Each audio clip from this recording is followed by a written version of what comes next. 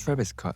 지금 스캇의 위상은 제가 설명을 굳이 해야 하나 싶을 정도로 그 몇 년간 몸값을 말도 안 되게 올렸었죠. 스캇 같은 경우엔 제가 예전에 20년도 초에 비자를 있었을 때부터 관심이 좀 생겼었거든요. 그때가 한참 스캇이 2018년도에 아스트로 월드라는 앨범을 내고 이후에 잭보이스 앨범도 빌보드 1위 하면서 엄청 히트치고 한참 전성기 보낼 때인데, 최근 잭보이스 2도 나오고 그전엔 유토피아도 나왔었는데 그중에 아스트로 월드라는 앨범 스토리 자체가 까보면 되게 재밌습니다. 저번 주에 인스타로 이 영상 올릴 거라고 공지를 한번 했었는데, 이때 되게 많은 분들이 말씀을 주셨던 게 이 앨범이 본인 외힙 입문 앨범이라고 하시더라고요. 그만큼 당시에 스캇 영향력이 엄청날 때였고 스니커신도 워낙 과열이었어서 스캇이 나이키랑 협업해서 냈던 제품들 시세도 말이 안 되게 오를 때였고, 21년엔 아스트로 월드 페스티벌 압사사고도 있었는데, 오늘은 스캇이 어떤 사람인지에 대해서 간단하게 알아보고 스캇 아스트로 월드가 만들어지게 된 배경과 그 압사사고 이후의 비하인드를 몇 가지 이야기를 좀 해볼까 합니다. 아무튼 한번 알아보시죠. 트래비스 스캇 91년 4월 30일생으로 휴스턴, 텍사스, 사우스파크, 미주리 등 휴스턴 내 동네들에서 자랐었고요. 트래비스 스캇의 유년기와 아스트로 월드 전의 커리어 같은 경우엔 오키팜님이 상당히 잘 다뤄주셔서 제가 굳이 다룰 필요는 없어 보이고, 이 휴스턴이라는 동네 자체가 스캇이 느끼기에 되게 따분했다고 합니다. 스캇 본인의 꿈은 엄청 광대한데 그 꿈을 이루기엔 휴스턴이라는 동네의 분위기와 스캇의 부모님께서는 너무 정석적인 엘리트 코스를 요구하는 환경에서 자랐었고, 그래서 스캇이 대학을 다니던 시절에 교재값이 필요하다고 부모님한테 뻥치고 여러 지역 돌아다니라는 워낙 유명하죠. 이후에 T.I.랑 칸예 서포트로 여러 협업과 자기 곡들 발매를 하고 카일리랑 결혼해서 애도 낳고, 본인이 여태 다양한 사람들에게 서포트를 받았던 것처럼 본인도 똑같이 후배들을 서포트해주고 싶다는 마음에 차린 레이블이 저희가 익히 알고 있는 캡터스잭입니다. 이 캡터스잭이라는 레이블에 현재 소속된 아티스트들은 수장 트래비스 스캇을 포함해서 돈 톨리버, 소페이고, 식 웨스트 등이 있고요. 여기 소속된 아티스트들을 엮어서 결성된 그룹이 잭보이스입니다. 여담으로 여기 소속된 아티스트 중에서 돈 톨리버랑 체이스 B가 스캇과 같은 휴스턴 출신입니다. 제가 오늘 아스트로 월드 이야기하는 데 있어서 제일 중요한 동네가 휴스턴이라는 동네고요. 스캇이 캡터스 잭이라는 레이블을 2017년에 차리고 2018년에 아스트로 월드라는 앨범을 발매했는데, 이 아스트로 월드 커버 보시면 스캇 얼굴 모양 놀이공원 입구가 있잖아요. 이 아스트로 월드라는 게 실존하던 곳입니다. 1968년에 개장돼서 2005년에 철거하게 된 휴스턴에 있던 식스 플래그 아스트로 월드라는 놀이공원이었고요. 이 놀이공원이 37년간 운영을 하다가 2000년대 초에 인근 지역 개발 붐이 일어났고, 식스 플래그가 이 놀이공원 토지를 휴스턴 메트로 대중교통기관한테 임대를 해서 운영을 하고 있었는데, 여기가 땅값이 오르고 유지 비용이 미친 듯이 오르니까, 그래서 식스 플래그가 운영할 때 적자로 이어지는 수익성 문제랑 부채 문제로 아스트로 월드를 2005년에 폐쇄하기로 결정을 하게 됩니다. 그래서 넷플릭스에 보면 스캇 다큐멘터리가 있는데, 거기 보시면 아스트로 월드 폐장할 때 찍힌 스캇 어린 시절 모습을 보실 수 있고요. 이 앨범이 만들어지게 된 배경이 스캇이 2008년에 고등학교 친구들이랑 처음 음악 시작하고부터 이 앨범을 준비하기 시작한 2016년까지 10년 가까이 되는 본인의 삶의 여정을 돌아보고 추억을 회상하는 시간을 가졌던 것 같은데,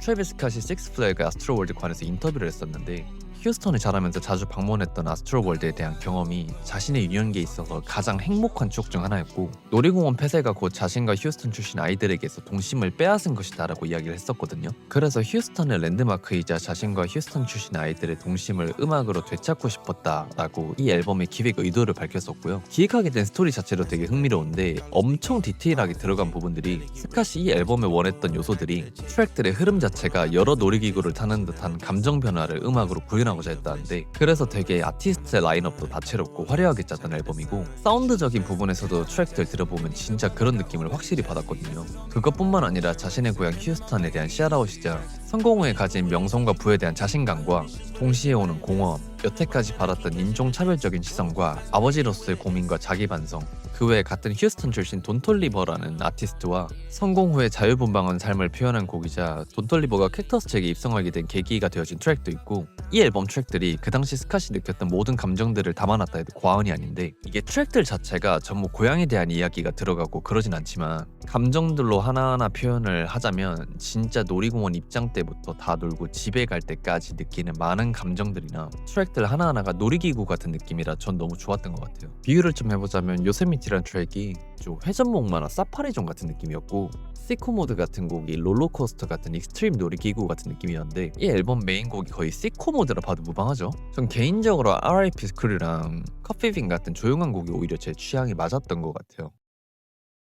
여기까지가 좀 되게 진부한 얘기고, 이 앨범이 사운드 외에 되게 재밌는 점이 아까 앞에서 말씀드렸다시피 이 앨범의 기획 의도가 휴스턴의 랜드마크이자 자신과 휴스턴 출신 아이들의 동심을 음악으로 되찾고 싶었다라고 얘기를 했었잖아요. 여기서 진짜 야마가 장난 아닌 게 아스트로 월드가 20년도에는 코로나 때문에 한번 제끼고 18년, 19년, 21년 총 3번 페스티벌을 진행했었는데, 이게 단순한 콘서트장에서 했던 페스티벌이 아니라 원래 식스 플래그 아스트로 월드가 있던 자리 바로 건너편에다가 아스트로 월드를 스캇이 다시 만들어버립니다. 더 웃긴 건 이게 놀이공원 컨셉의 공연장인 게 아니라 진짜 놀이공원을 만들었어요. 관람차부터 시작해서 회전목마, 회전근해, 자유낙하 기구의 미끄럼틀, 게임부스 등등 진짜 그냥 테마파크를 만들어버립니다. 진짜 이런 거 보면 미국 스케일이 다른 것 같아요. 보통은 그냥 이런 추억 같은 거 회상하고 고고로 표현하고 지우지, 얘처럼 그냥 놀이공원을 다시 만드는 건 진짜 이게 말이 되나 싶은데, 이게 진짜 컨셉을 제대로 잡았던 게, 그래서 이 페스티벌 라이브를 보시면요, 얘가 롤러코스터 같은 걸 설치해서 그걸 타고 공연을 합니다. 지금은 다 철거를 해서 없어졌다는 것도 레전드인데 21년에 있었던 압사 사고가 제일 큰 요인이었던 것 같거든요. 21년 압사 사고가 워낙 큰 사건이긴 했죠. 그때 10명이 압사 사고로 사망했었는데 이태원 압사 사고 때가 사망자가 160명이었습니다. 그만큼 이태원 압사 사고가 규모가 엄청 큰 사건이었고 삼가 고인의 명복을 빕니다. 스캇 이야기로 돌아가자면, 워낙 스캇 페스티벌이 광기 그 자체로 유명한데 21년 압사 사고로 인해서 쇼가 원래 3일간 진행이 되는 거였거든요. 근데 1일차에서 전면 중단이 됩니다. 이후에 2-3년 가까이 관련해서 스캇이 소송에 휘말렸었고, 이 관련해서는 다른 분이 정리를 상당히 잘 해놓으셨어서 제가 오늘 이야기할 건 좀 다른 부분인데, 스캇이 여러분도 아시다시피 머천팔이 장인이죠. 지금은 팝으로 곤충 백과사전 마냥 종류도 셀 수 없이 많은데 아스트로 월드 페스티벌에서도 머천다이즈를 당연히 팔았었겠죠. 매년 다른 디자인으로 발매를 했었는데 그 중에 21년도 머천다이즈가 정말 구하기 어려웠습니다. 이게 앞에서 말씀드렸다시피 원래 3일간 진행이 되던 페스티벌이었는데 첫날에 압사 사고가 터져버린 거예요. 그래서 나머지 이틀 행사가 다 취소가 되면 거기서 남은 머천들은 어떻게 되는 걸까요?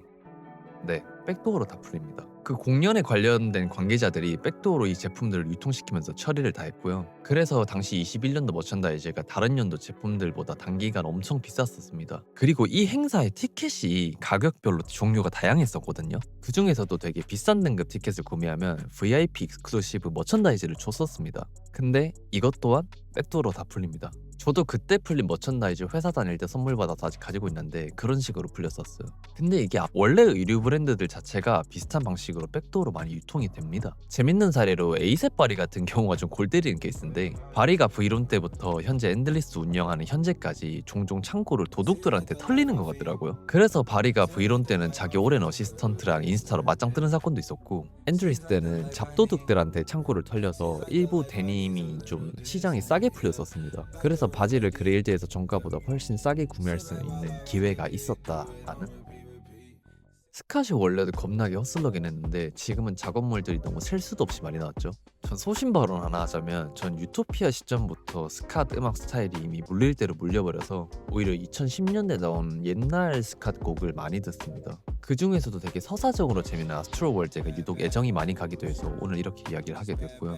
제가 앞에서 곡들 관련해서는 제대로 하나하나 설명을 못 해드렸는데, 유명한 시커모드나 요세미티 외에도 까보면 정말 재밌는 곡들 많습니다. 앨범 단위 작업물들은 저는 오히려 타이틀곡들보다는 좀 다른 곡들이 스토리적으로 재밌는 걸 오히려 더 많이 담아놓는 느낌이라 이번 영상 보시고 한번 가사 까보시면서 하나씩 다시 들어보시는 거 추천드립니다. 무심코 지나치셨던 곡들이 생각보다 많을 거예요. 개인적으로 하나 되게 추천드리고 싶은 곡이 일본 곡은 아닌데 에드시런이랑 했던 안티소셜이란 곡이 있는데 이 곡 정말 좋습니다.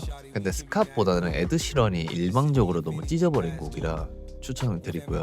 캡터스 잭에 대해서는 이야기를 한번 하고 싶긴 한데, 여러분도 아시다시피 스캇이 협업도 워낙 많이 하기도 했고 지금 스캇이 너무 최고점이라 캡터스 잭 그간 스토리를 다 다루려면 영상 분량의 답이 너무 없어질 것 같아서 오늘 이후로 스캇 관련된 이야기는 제품 리뷰 아니면 없지 않을까 싶습니다. 아무튼 오늘 영상 재밌게 보셨길 바라고, 이번 달부터는 방향성이 좀 많이 바뀔 겁니다.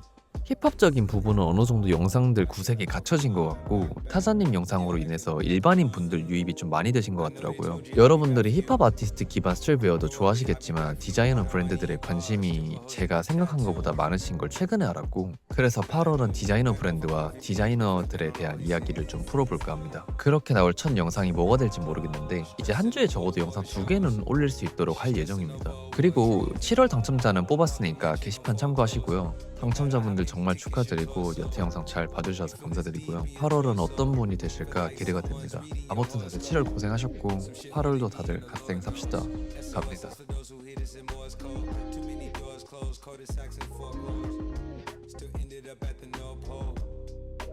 This is where remorse goes. The shit I had you in divorce code.